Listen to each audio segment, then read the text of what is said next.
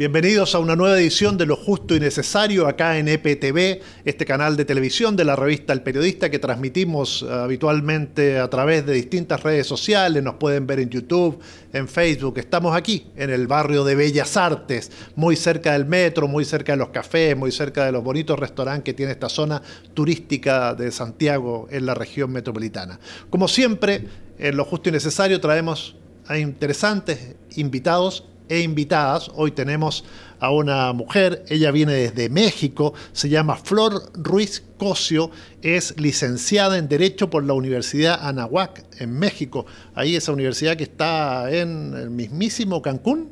Tenemos, bueno, primero que nada, muchas gracias por la invitación. Un placer tenerte aquí en nuestros estudios. Es un gusto estar aquí en Santiago.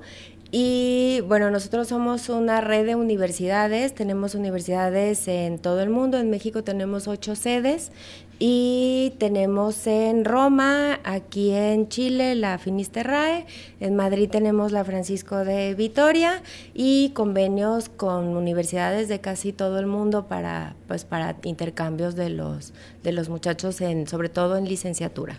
Mira, es decir, es una gran cadena de universidades la que te trae hoy entonces a Santiago. Sí. ¿Y con qué objeto estás hoy, Flor, en nuestra capital? Pues primero vienen con un grupo de alumnos a un concurso de debate mundial en español, que es el CEMUDE, y este año la sede fue Valparaíso. Estuvimos ahí y ahora pues esta semana, aprovechando ya aquí en su país, pues venimos a hacer convenios de intercambio para maestrías, para licenciaturas con otras universidades y para que también los chicos pues puedan conocer parte del arte y de la cultura y que se vive en Chile. ¿Y cómo los ha tratado Santiago? Que los ha recibido, ustedes vienen de 40 grados en esa zona y han llegado aquí a temperaturas bajo cero, ¿no? Sí, que tenemos mucho frío, pero aparte del frío muy bien, la ciudad muy bonita, la parte de Viña, Valparaíso, Santiago, conocimos Algarrobo, la nieve, que nosotros no tenemos nieve, todo muy, muy bonito, la gente muy amable en todas partes. ¿Has podido visitar alguna de las casas de Pablo Neruda, por ejemplo? Sí, ¿Todavía no? fuimos ¿Sí? a la casa de Isla Negra. Nos ay. falta la casa de aquí, que si Dios quiere mañana conoceremos. Ah, perfecto. ¿Y qué te pareció la Isla Negra? Muy bonita. ¿Crees que a nosotros nos falta un poco fomentar el turismo? Creo que les hace falta mucho fomentar el turismo.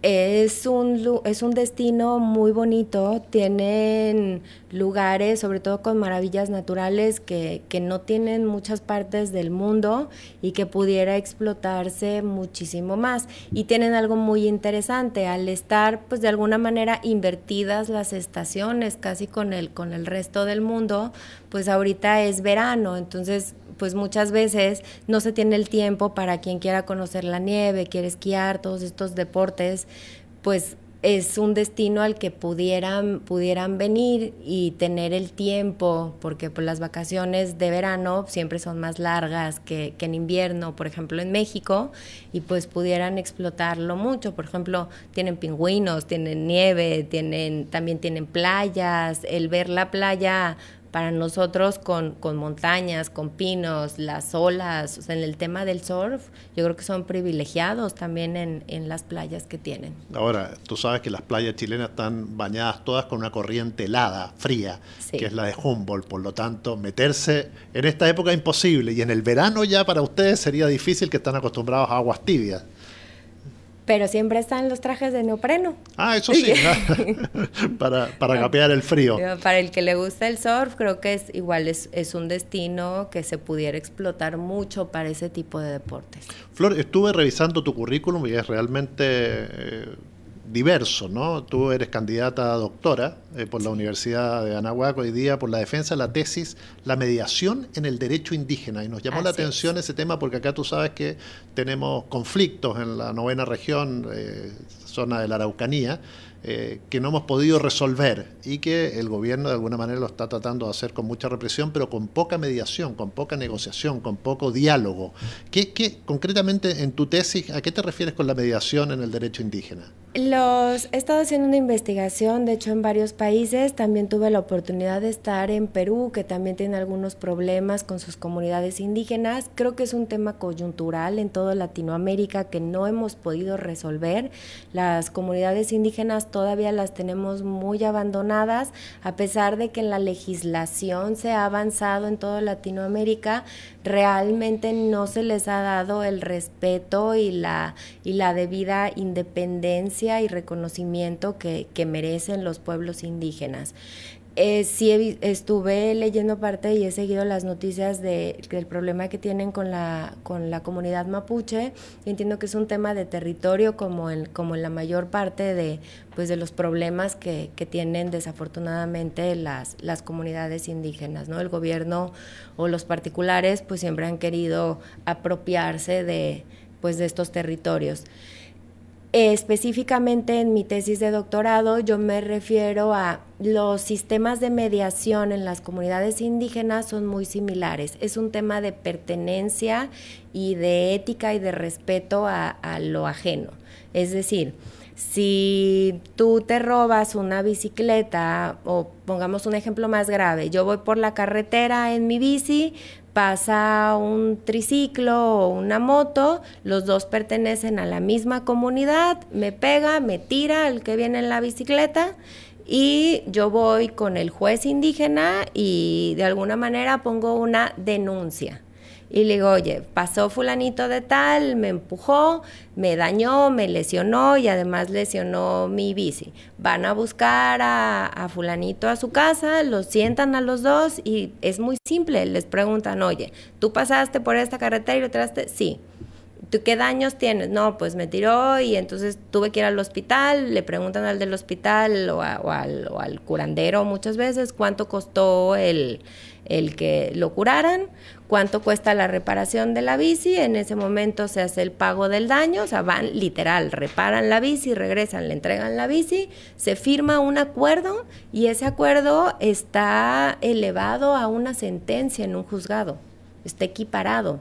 Entonces se termina la mediación y es ante un juez, se termina la reparación del daño y se evitan juicios, que además, bueno, tenemos que entender que pues en las comunidades indígenas muchas veces ni siquiera hablan el idioma español, no tienen los recursos, muchas veces no tienen ni el acceso en carreteras para poder acceder a un juzgado para un litigio. ¿Y este juez es de la misma comunidad? Es de la misma comunidad y generalmente es una de las personas más respetadas de la comunidad. O sea, estamos hablando de un tema de honor. ¿Y todos los casos llegan ahí o casos muy simples? Por ejemplo, si hay un homicidio en la comunidad, ¿también lo ve? Esa es la parte negativa de la mediación, que incluso en casos de homicidio, en casos de robo agravado ya con lesiones, en casos de abuso, también lo resuelve el juez. Entonces, pues llegar a una mediación en esos temas, pues es muy complejo, ¿no? ¿Cuál sería la reparación del daño a un homicidio?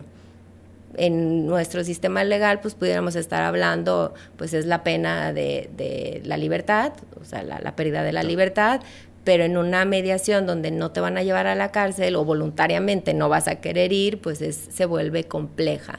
Entonces creo que si tomáramos como base el sistema de mediación en la parte de asuntos, de cuestiones materiales o cuestiones pecuniarias, sería muy fácil, si lo copiáramos tal cual, el reducir más o menos en un 70-80% los procesos legales que tenemos en casi todo Latinoamérica, que elevan los costos judiciales son muy altos. Y comentábamos hace un rato fuera de aire, ¿no? Al final, pues las partes, si quieren irse a un litigio, pues corren con su propio riesgo y sus propios gastos y es su decisión. Pero el tema del gasto del Estado, el gasto público, son fondos que se pudieran invertir en muchos otros temas que son de mayor necesidad en todos los países. Es decir, tú planteas llevar esto de la mediación que hay en el derecho indígena a los estados nacionales. A los estados nacionales. ¿Y qué pasa cuando no cumple? Por ejemplo, si alguien se compromete a algo en esta mediación y no lo cumple. En el caso de las comunidades indígenas, dejas de pertenecer a la comunidad, eres repudiado. Entonces todos cumplen. Es muy difícil, o sea, si tú no estuvieras dentro de la comunidad, si no hablas el idioma, si ahí está tu familia, si ahí creciste, no vas a querer salir de esa comunidad. Entonces todos cumplen. Aplicándolo ya fuera de una comunidad indígena, dentro de la mediación se ponen sanciones para el que no cumple. Esto es, se eleva una sentencia como si hubiera sido un juicio. Digamos que tú además eres directora de la Escuela de Derecho de la universidad, ¿no? Sí, yo soy directora de la Escuela de Derecho y Relaciones Internacionales de la Anáhuac en Cancún. Por lo tanto, te toca litigar o te ha tocado mucho el trabajo con los tribunales. ¿Cómo funciona la justicia en México? Sí, yo me dedico específicamente en el área profesional, fuera de lo académico, al derecho laboral, al derecho del trabajo. Asesoro en su mayoría a patrones, a empresas, desde la creación de la empresa hasta la prevención de riesgos y, en su caso, si se llega a un litigio, también al litigio. Creo que el abogado ha avanzado mucho en cuanto a la prevención. Y esto también ha sido en parte por el Estado y por los empresarios. Creo que también aquí lo dicen, no es mejor un mal arreglo que un buen pleito. Sí. En muchas ocasiones esto depende del abogado, ¿no? Que tanto tú puedas concientizar a tu cliente, justo que es mejor mediar y llegar a acuerdos que llevar litigios. ¿Cómo funcionan los juzgados? En el derecho laboral en México ahorita estamos en un proceso de reforma de ley. En el 2013 reformamos la ley y se acordó a nivel constitucional en pasar los juzgados, las juntas de conciliación a los juzgados del trabajo o a los tribunales del trabajo. O sea, nosotros pertenecíamos al Poder Ejecutivo. Ahora se va a pasar también la parte laboral al Poder Judicial. Esto es un gran avance, ya que, pues bueno, al final el derecho laboral pues tiene que ver con inversiones, tiene que ver con empleo, entonces de alguna manera era un poco manipulado por la justicia laboral por el propio Estado. En cambio ahora, pues si pasan al Poder Judicial, técnicamente tendría que ser un proceso más justo, o sea, ya únicamente pues a lo que dice la ley. Y en ese sentido tenemos ya, supuestamente en febrero debió de haber salido el Código de Procedimientos Laborales, no ha salido, desafortunadamente es una de las tantas leyes que existen en vacatio legis en nuestro país, o sea, se hizo la reforma, pero no está la ley que la va a aplicar, entonces seguimos funcionando igual. Pero pues esperemos, o una de las incertidumbres que tenemos ahora es con el cambio de gobierno, que acabamos de tener elecciones, es si con este nuevo gobierno de izquierda populista que acaba de ganar en México, pues se va a seguir. Esta ley de alguna manera no favorecía más al empresario, más bien trataba de lograr un equilibrio en la justicia laboral, pero pues no sabemos si se va a continuar y va a salir este código o las políticas públicas vayan a cambiar en otro sentido. ¿Existe cierto temor en México por lo que viene? Es decir, más allá que un porcentaje muy alto de la población votó por López Obrador, hay otro porcentaje que está de alguna manera asustado por lo que puede hacer. ¿Cómo se ve eso desde aquí? Creo que lo que existe es incertidumbre. Nosotros nunca hemos tenido un gobierno de izquierda, nunca hemos tenido un gobierno populista. De hecho, pues 70 años gobernó el mismo partido, que fue el Partido Revolucionario Institucional. De ahí gobierna el PAN hace 3 sexenios y pasamos de un gobierno de centro a un gobierno de derecha. Y tuvimos dos sexenios de gobierno de derecha. No le gustó al pueblo, no funcionó, regresamos al PRI, que fue el gobierno que actualmente tenemos, de nueva cuenta regresamos al centro, no funcionó y no les gustó a todos. Creo que muchas de las reformas que hubieron eran necesarias, posiblemente no estaba preparado el pueblo para tantas reformas estructurales en un mismo sexenio, y eso fue lo que, o faltó un tema de comunicación de que eran mejoras a largo plazo, como el tema de la reforma en telecomunicaciones, la reforma en hidrocarburos, la reforma energética, entonces la reforma fiscal. Creo que todo esto faltó mucha comunicación del gobierno hacia el pueblo. Esto molestó a la ciudadanía y pues vimos los resultados en estas elecciones, donde efectivamente pues gana un gobierno de izquierda y pues sí hay mucha incertidumbre, ¿no? Si nunca has tenido un gobierno de izquierda y además si tenemos el antecedente que en Latinoamérica y en Europa no han funcionado los gobiernos de izquierda, los gobiernos populistas como se cree que debieron de haber funcionado, pues sí, pues más que susto es, pues, ¿qué va a pasar? ¿Cuáles van a ser las nuevas políticas? ¿Hacia dónde se va a dirigir el Estado? Ahora, las señales que ha dado López Obrador es que va a ser moderado, ¿no? Así es, parece que va a ser una izquierda moderada, incluso el día de ayer, ayer tuvo entrevista con la ministra de Relaciones Exteriores de Canadá, y siguen en pláticas con el TLC, de hecho queda firme el TLC, al menos con Canadá, porque todavía pues estamos en definición con Estados Unidos. Y donde ahí sí que no hay un presidente moderado, que nos los ha tratado muy bien últimamente. Sí, tenemos muchos problemas con la renegociación del Telecán, de hecho pues una de las teorías es que posiblemente no subsista el Telecán con Estados Unidos. Eso creo que de alguna manera ha sido positivo porque muchos países nos hemos dado cuenta, sobre todo México, que no necesariamente dependíamos de Estados Unidos, pero sí en mucho nuestro comercio es con Estados Unidos, nuestras exportaciones.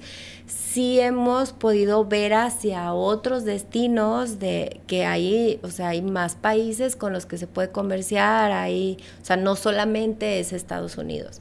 Y creo que hemos empezado después de ya 2 años, creo ya en negociaciones el TLC, que no necesariamente requerimos de Estados Unidos para tener un comercio. Y bueno, pues se ha visto a nivel mundial que el señor pues se pelea con todos los países. En la última reunión en Europa se peleó con toda la Unión Europea, ya se peleó con Francia, ya las barreras arancelarias del acero están pegando también en las exportaciones aquí en Chile fuertemente, en México. Les quiere levantar un muro también y que lo paguen ustedes. Sí, nos quiere levantar un muro que quiere que pague México. ¿Es un problema ese el de la inmigración? ¿Cómo lo ves?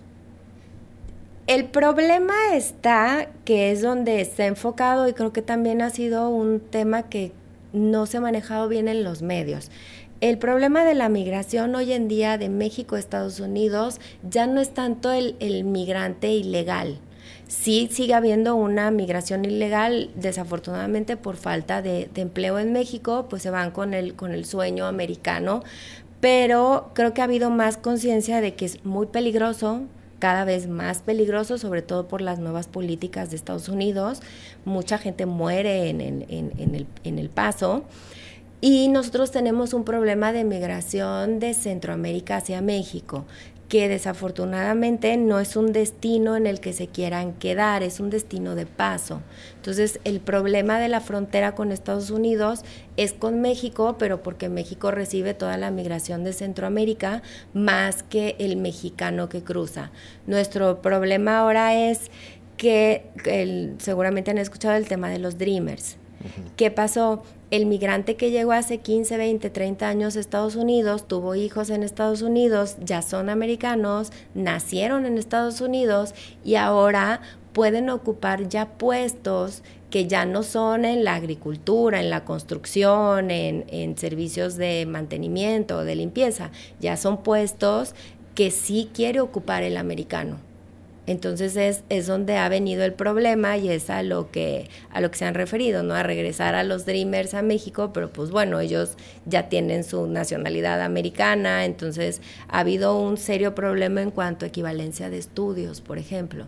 Si estudiaste en Estados Unidos y te van a regresar a México, pero no todos los títulos se convalidan, entonces se ha vuelto un problema social. Y vemos también el tema pues de los niños, ¿no? Que el niño es americano, pero los papás no. Entonces se regresa a los papás, pero el niño se queda en Estados Unidos. Hace poco pues vimos las noticias de las famosas jaulas de los niños, pero digo que evidentemente está muy mal que estén en jaulas, pero más que eso es, ¿qué va a pasar con esos niños? O sea, si tienen una nacionalidad americana, ¿cómo los regresan? ¿A quién se los regresan? ¿Se van a quedar en centros de adopción? O sea, creo que el tema de la migración se está volviendo mucho más complejo que únicamente la fuente de empleo, si trabajas en un país o en otro país. Ya se están volviendo temas familiares, y el tema del muro, pues evidentemente quien lo vaya a pagar, aunque insiste el presidente Trump que él va a hacer que México pague el muro que quiere poner, pues estaríamos regresando a los años 40, 50, ¿no? No debemos olvidar que pues uno de los referentes es el muro de Berlín, y que pues si históricamente lo vemos, pues no trajo nada bueno el poner muros tal cual, pues hacen que se divida más todo, ¿no? Y vivimos ya en un mundo globalizado en el que creo que debemos de tratar realmente de respetar los tratados, no solo de libre comercio, sino de libre tránsito, con las medidas que se deban tomar, porque si bien es cierto, hoy en día es más fácil la movilidad, también es cierto que todos los países estamos teniendo serios problemas de migración. Ustedes también lo están viviendo con Venezuela, con Cuba. Nosotros tenemos migración centroamericana.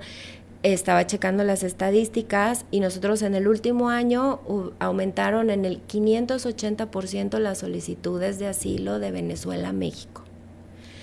Aunque se les quiera ayudar, ningún país tiene la capacidad de recibir a tantas personas. Y eso ya, entonces sí influye en el empleo ya directo del nacional. Entonces creo que... Bueno, acá pues, se tomó unas medidas bastante drásticas con los haitianos. Estaban llegando cerca de 20.000 por mes al país. Y ahora se les exige visa en el lugar de origen, es decir, en Puerto Príncipe. Y eso obviamente que hizo que inmediatamente disminuyera el ingreso de haitianos al país. Claro, nosotros tenemos el problema más severo, lo tenemos con Centroamérica, que cruzan de forma ilegal. Tenemos también, igual que la frontera norte, tenemos problemas con la frontera sur, que es la famosa Bestia. No sé si han escuchado hablar de ella. Es un tren que pasa por todo sale creo de Guatemala y cruza por todo México hasta el norte, y de ahí es como cruzan a Estados Unidos. ¿La Bestia se llama el tren? Así le han puesto los migrantes al tren. Hay muchas ONGs trabajando en darles comida por el paso, porque obviamente pues van de ilegales en ese tren. Son trenes de carga. Flor, otro problema que ustedes tienen es el tema de la inseguridad y el narcotráfico. Es decir, cada tanto México nos sorprende con tragedias o crímenes atroces. Está el tema también de los estudiantes desaparecidos, los 43. De los 43 estudiantes. ¿Qué pasa? ¿Se vive efectivamente esa violencia a diario, la inseguridad? ¿Cómo lo ves tú, que vives en un lugar que es quizás uno de los más tranquilos de México, ahí en Cancún, ¿no? Así es. El estado de Quintana Roo y Yucatán, en general el sur del país, somos estados privilegiados, somos de alguna manera los estados más cuidados, son estados muy seguros porque recibimos a la mayor parte del turismo que ingresa a México, y Quintana Roo en específico recibe el 80% de las divisas que entran al país. Entonces es un estado en el que, aunque en ocasiones pasan cosas como en cualquier lugar, es un estado muy tranquilo. Yo tengo 20 años viviendo en promedio en Quintana Roo y les puedo decir que nunca he tenido ningún problema de inseguridad. Recibimos alumnos en la universidad ahorita de 23 nacionalidades distintas. Tenemos 400 alumnos internacionales en el campus y ningún alumno ha tenido ningún problema de inseguridad. Sí existe inseguridad en el país, como en todos los países, sí existe un problema de narcotráfico. No debemos olvidar que así como es un tema de migración, también es un tema de paso de drogas. La droga pues principalmente viene de Colombia pasa por México y de México se va a Estados Unidos. En la mayoría la droga no se no es que no se consume en México, se consume en todos los países. Creo que todos tenemos un problema de salud en ese tema en el que hay que trabajar, pero la mayor parte de la droga es para el norte del continente, no se queda en México. Esto pues evidentemente ha generado que existan cárteles que quieran controlar el paso de esta droga. Hace 10 años tuvimos muchos problemas de seguridad con el presidente Felipe Calderón, que frontalmente tuvo una lucha contra el narcotráfico y pues obviamente dejó de ser un tema controlado, por así llamarlo, solamente de los cárteles, sino al enfrentar el ejército directamente a los cárteles, pues salieron a las calles.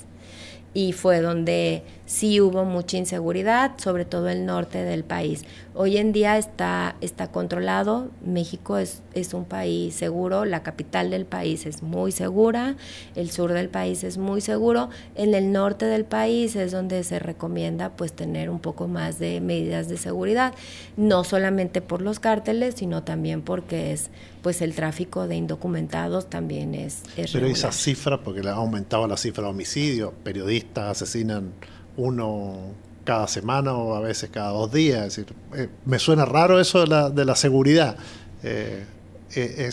Hay un problema en el norte del país. Ahí está concentrado. Sí, eso. Está concentrado. Hay un problema con el periodismo, es donde desafortunadamente y muy triste han desaparecido y ya ha habido muertes de periodistas. Es donde, o sea, sí hay un problema de seguridad, digamos, pues grave. En el resto del país no vivimos ese tipo de inseguridad. También, ha habido el norte del país, por el mismo paso, siempre se ha caracterizado por no ser un lugar muy seguro. Tenemos también el ejemplo de las muertas de Juárez, que al día de hoy también, claro, pues no se sabe qué es donde empezaron los problemas con los periodistas, ¿no? ¿Qué pasa con las muertas de Juárez? Hay muchas líneas de investigación, al final no se sabe qué es lo que algunos creen que es el crimen organizado, otros creen que hay una base militar americana muy cercana. El americano puede cruzar solo con su identificación a México, que creo que también ahí México debe de trabajar, al igual que Estados Unidos, en poner más seguridad en este cruce, ¿no? Hay gente buena y hay gente mala en todas partes. ¿Que si podría haber alguna relación entre esta base militar y la muerte de las mujeres? Una de las líneas de investigación es que crucen los militares y estén relacionadas estas muertes, sobre todo porque son muertes muy tortuosas y pues al final quien ha estado en la guerra y luego está encerrado en una base militar, pues es una de las líneas de investigación, no se ha probado que sea. Otra es otra es el crimen organizado, y la tercera es que son sectas de algún tipo de religión, porque las mujeres aparecen enterradas en el desierto, pero en muchas ocasiones les quitan la piel o tienen cierta similitud los homicidios que apuntan a que es algo de una secta o no crímenes aislados. Hablando de mujeres, está muy relacionada también con la perspectiva de género en tu trabajo laboral. Nosotros sí, acá en Chile y casi todo el mundo hoy estamos viviendo una ola feminista. Ustedes generalmente, quizás es un prejuicio, pero siempre existe la idea que el mexicano es tremendamente machista. ¿Cómo vive una mujer mexicana toda esta ola y cómo se está viviendo en México este tema de la libertad y la igualdad de género? Pues legislativamente vamos muy avanzados en el tema. Técnicamente tenemos equidad de género en todo. Creo que de alguna manera ya abusamos en el tema legislativo de equidad de género. Por ejemplo, el que tenga que haber ciertos diputados o ciertos senadores entre mujeres y hombres, o que incluso las empresas tengan que manejar cuotas, las famosas cuotas de equidad de género, creo que eso no es muy sano, ¿no? Al final, tanto hombres como mujeres somos igual de capaces, y el que debe ocupar los puestos pues es el que tenga mayor capacidad para ocuparlo, ¿no? No por ocupar. No sé si llegaron a escuchar del famoso caso de las Juanitas. En México se les obligó a la cuota de género y entonces el suplente de los diputados tenía que tener una mujer y así se cubría la cuota. Entonces hubo ciertas mujeres que no tenían los estudios ni pues de alguna manera la formación para ocupar este cargo y solo las nombraban para la famosa cuota, para cumplir con la ley, y pues después se descubrió que todas eran sin que suene despectivo, eran las personas de servicio doméstico de algunas de las casas de los funcionarios.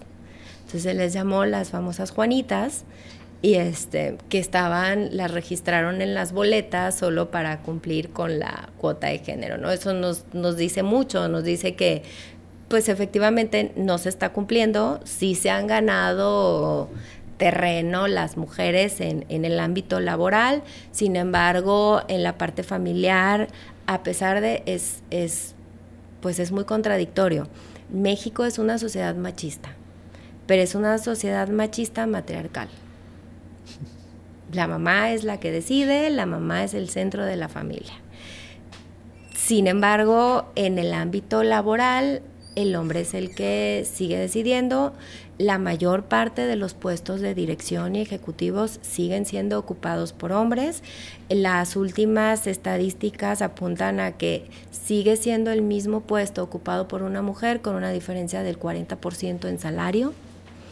Y esto nos ha llevado a que ahora las mujeres no quieren tener hijos, no quieren casarse, no quieren formar familias porque quieren dedicarse al ámbito laboral.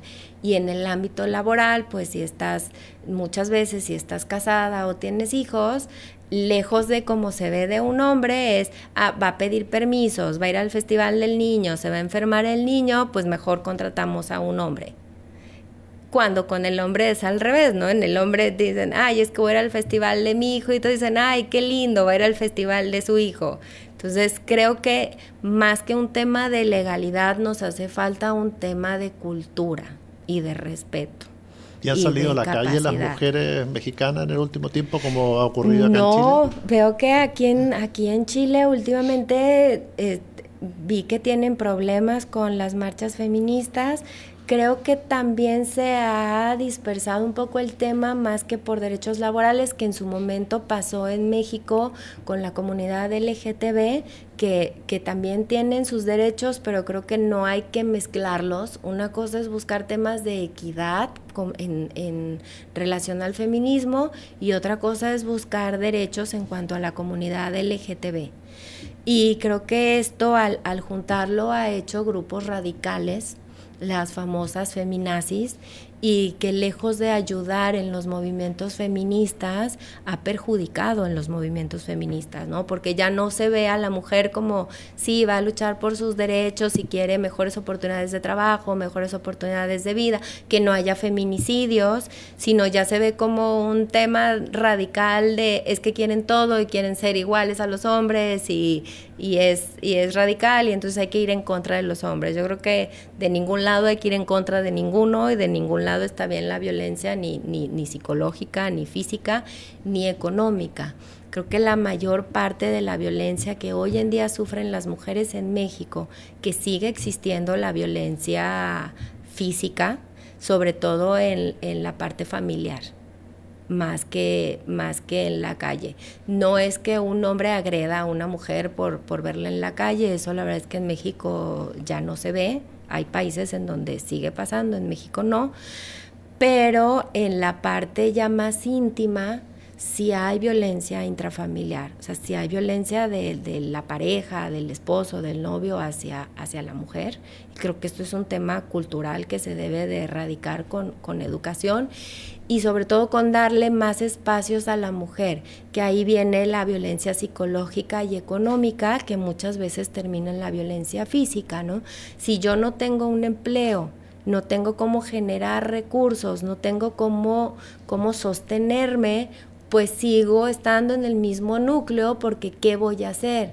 Y si además no tuve la oportunidad de tener una carrera técnica, una licenciatura, no tengo oportunidades de empleo, pues cómo me salgo de este círculo, o sea, dónde voy a vivir, de qué voy a comer, de dónde van a vivir mis hijos. Entonces se vuelve un círculo muy complejo, no solamente podemos decir, en una clase social baja o en la clase social media, también se ha visto en la clase alta, donde viene la violencia económica, que termina siendo, y también existe la violencia física, pero es más reservada por cuestiones sociales, pues no es una mujer que no denuncia, por mantener el estatus. Por mantener el problema estatus. Que también tenemos acá, Flor Ruiz Cosio.